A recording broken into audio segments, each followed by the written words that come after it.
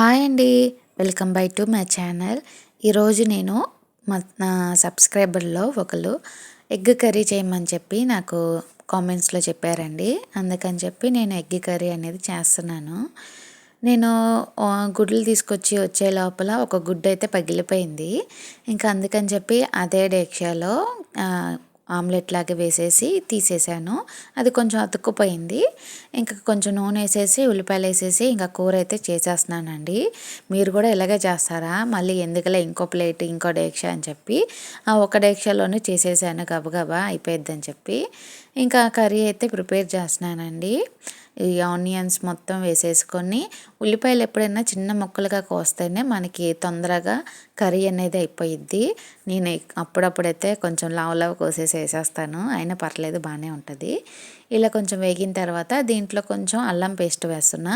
అల్లం పేస్ట్ ఎందుకు వేస్తున్నానంటే నేను దీంట్లో పులుసు అనేది వేయట్లేదండి.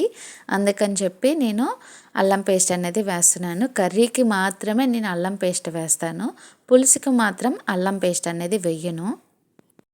ఎగ్ కర్రీ అనేది నేను ముందుగానే ఒక వీడియో పెట్టాను. మళ్ళీ ఇప్పుడు ఎగ్ కర్రీ నా సబ్స్క్రైబర్స్ అడిగారని చెప్పి నేను చేస్తున్నాను. ఇదిగోండి, కోడిగుడ్లు అయితే ఉడకబెట్టేశాను కదా, దీన్ని పొట్టు మొత్తం తీసేయాలి. పెంకు మొత్తం తీసేసి బాగా శుభ్రంగా మళ్ళీ ఒకసారి నీళ్ళతో కడిగేయాలండి.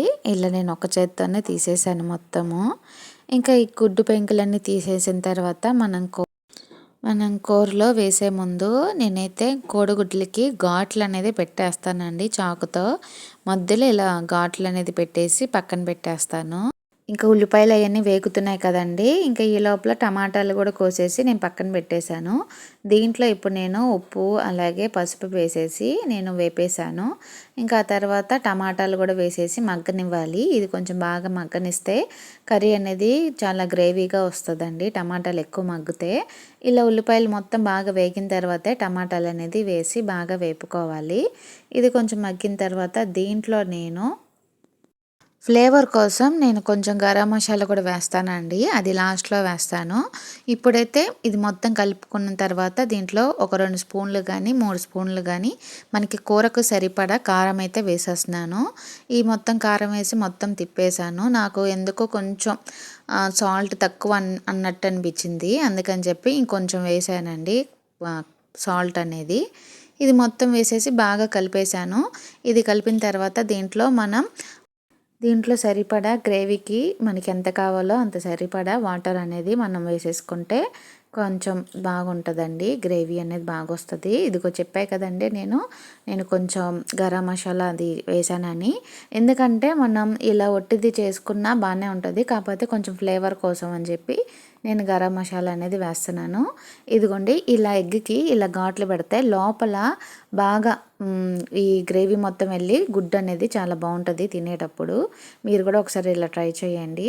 ఇదిగోండి, ఇంకా మనం ఆ గ్రేవీలో ఎగ్స్ అనేది వేసేసి బాగా ఒక 2 నిమిషాలు ఉడకబెట్టేసి లాస్ట్లో కొత్తిమీర ఉంటే కొత్తిమీర కూడా వేసుకోవచ్చు. నా దగ్గర లేదండి, అందుకని వేయట్లేదు.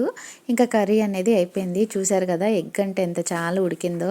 నేను ఎప్పుడైనా ఎగ్ వేసిన తర్వాత ఇంకొక 2 నిమిషాలు బాగా ఉడకబెడతాను, అప్పుడైతేనే నాకు ఎగ్ అనేది చాలా బాగా తినాలనిపిస్తుంది.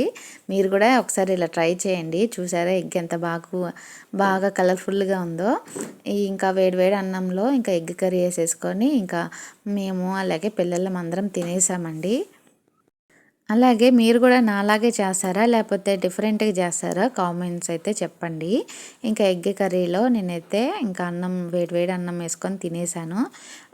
చాలామంది చిన్నప్పుడు లోపలిది తినకూడదు, చిన్నప్పుడు స్కూల్లో అయితే మేము వెళ్ళే స్కూల్లో అయితే మాకు ఎగ్ పెట్టేవాళ్ళు.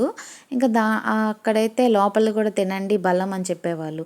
కానీ ఇప్పుడైతే ఆ లోపల తినకూడదు, ఎల్లో ఉండదు కదండి, అది వద్దు తినకూడదు, మనకి ఫ్యాట్ అనేది వస్తుంది అని చెప్పి అంటున్నారు. నేనైతే ఏం పట్టించుకోను, ఇంకా తినాలనిపిస్తే కనుక తినేస్తాను. ఇంకా తినకుండా ఉండే వాళ్ళైతే కనుక అవి వదిలేస్తారండి.